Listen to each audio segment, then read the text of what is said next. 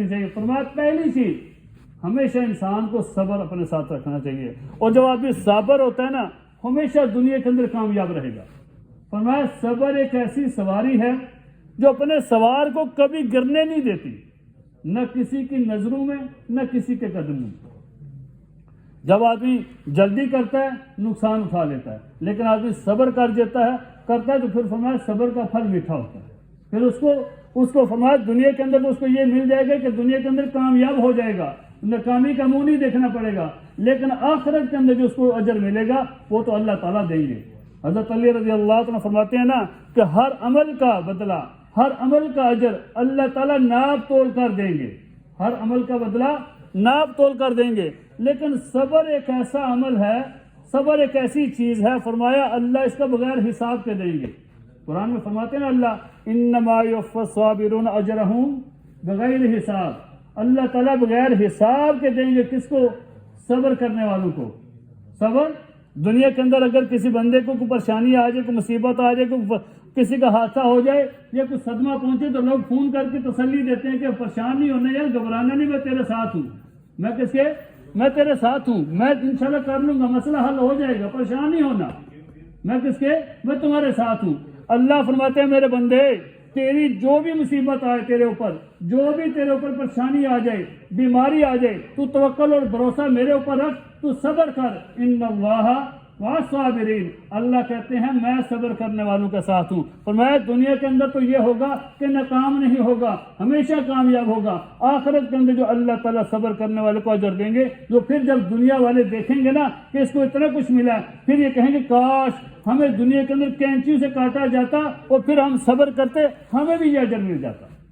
اتنا اجر دیں گے اللہ تعالیٰ. فرمایا صبر جو ہے 3 قسم کا ہے. مصیبت کے اوپر صبر کرنا، یعنی کہ آدمی کے اوپر کوئی مصیبت آ جاتی ہے، مالی پریشانی آ جاتی ہے، یا کوئی موت واقع ہو جاتی ہے، یا کوئی بدنی یا کوئی جسمانی بیماری ایسی آ جاتی ہے کہ جس کے اوپر انسان صبر کرتا ہے مصیبت کے اوپر. فرمایا مصیبت کے اوپر جب آدمی صبر کرتا ہے تو اللہ تعالیٰ جنت کے اندر اس کے 300 درجات کو بلند کرتے ہیں. فرمایا 1 درجے کا فاصلہ دوسرے درجے تک زمین سے آسمان تک ہے. اور جو فرمایا دوسری چیز، اور دوسرا یہ ہے کہ اطاعت کے اوپر صبر کرنا.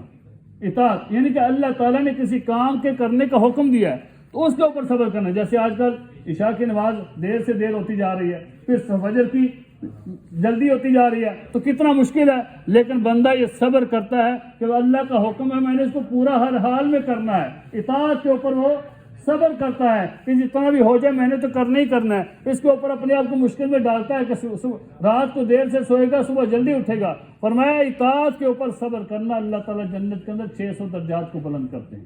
اور 1 درجے کا فاصلہ دوسرے تک فرمایا زمین سے آسمان تک ہے. اور جو آدمی تیسرا فرمایا معصیت کے اوپر صبر کرتے ہیں، یعنی کہ ایک آدمی کا گناہ کرنے کے اوپر دل کر رہا تھا، گناہ کرنے کو اس کو مزہ بھی آتا ہے، دل بھی کرتا ہے، لیکن صرف اس لیے رک جاتا ہے کہ میرے اللہ نے اس کام کرنے کو منع کیا ہے، میں نہیں کروں گا. فرمایا اللہ تعالیٰ اس کے جنت کے اندر 900 درجات کو بلند کرتے ہیں. کتنا بڑا اس کا اجر ہے.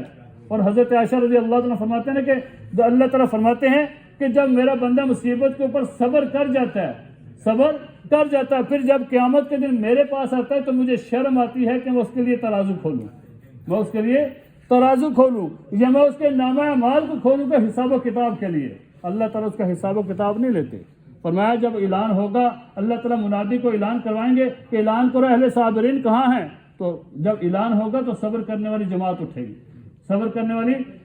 اٹھے گی، کہا جائے گا کہ جنت میں چلے جاؤ. فرشتے ان سے پوچھیں گے تم دنیا میں کے اندر کون سا عمل کرتے تھے، تم جو جلدی جلدی جنت کی طرف جا رہے ہو، تمہارا ایسا کون سا عمل تھا؟ وہ یہی کہیں گے کہ جب ہمارے اوپر کوئی مصیبت آتی تھی ہم اللہ کی طرف سے اس کے اوپر یہی کہتے تھے کہ اللہ کی طرف سے آزمائش ہے، ہم صبر کر جاتے تھے. فرمایا یہی وہ چیز ہے جس کا بدلہ تمہیں جنت دی جا رہی ہے، یہی وہ چیز ہے جو تمہیں جنت دی جا رہی ہے. اور فرمایا دوسری چیز شکر ہے. شکر ہر حال میں اللہ تعالیٰ کا شکر ادا کرنا ہے.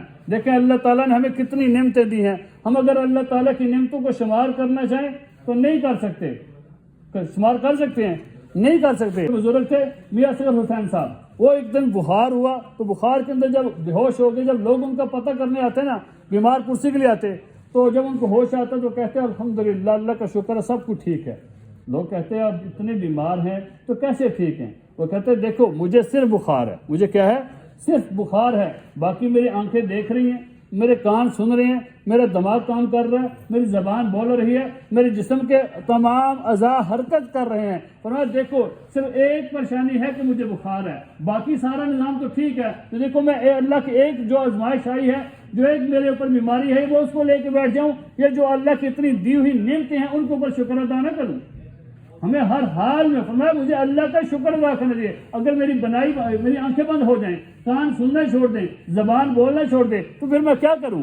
کچھ کر سکتا ہوں؟ فرمایا نہیں، فرمایا اس لیے تم اللہ کا شکر ادا کرتا ہوں کہ اللہ تعالیٰ نے جو دی ہے وہ چھوٹی ہے، کہ میں صرف مجھے کیا ہے؟ صرف اور صرف بخار ہے۔ آج ہم کیا ہوتا ہے کہ جب آدمی کے اوپر کوئی مصیبت آتی ہے نا، پریشان ہوتا ہے، تو پھر آدمی کیا کرتا ہے؟ جی دیکھو جی فلاں بندے کے ساتھ یہ ہو گیا، فلاں بندے کو یہ کچھ مل گیا، میرے پاس کیا ہے؟ میرے پاس تو کچھ بھی نہیں، یا فلاں بندے کے پاس سب کچھ ہے، میرے پاس کچھ نہیں۔ تو ہمیشہ ہر حال میں اللہ کا شکر ادا کرنا چاہیے۔ اور ہمارے ہاں کیا کرنا چاہیے؟ فرمایا کہ جب کسی کو دیکھو کہ کسی کو اللہ تعالیٰ نے بہت زیادہ نعمتیں دی ہیں، تو اس کو نہ دیکھو، بلکہ اس کو دیکھو جو تمہارے نیچے ہے، جس کے پاس کچھ نہیں۔ اگر اس طرح تم کہو گے تو تم زندگی کے اندر خوش ہوں گے، زندگی کے اندر خوش رہو گے کہ اس کے پاس کچھ نہیں ہے، مجھے اللہ نے اتنی نعمتیں دی ہیں، اس کے اوپر آدمی کو شکر کرنے کی توفیق ملتی ہے۔ اور اگر اپنے سے بڑے کو دیکھو گے کہ اس کے پاس اتنا کچھ ہے، میرے پاس کچھ نہیں ہے، تو پھر کیا کرو گے؟ اللہ تعالیٰ کی تقسیم کے اوپر کیا کرو گے؟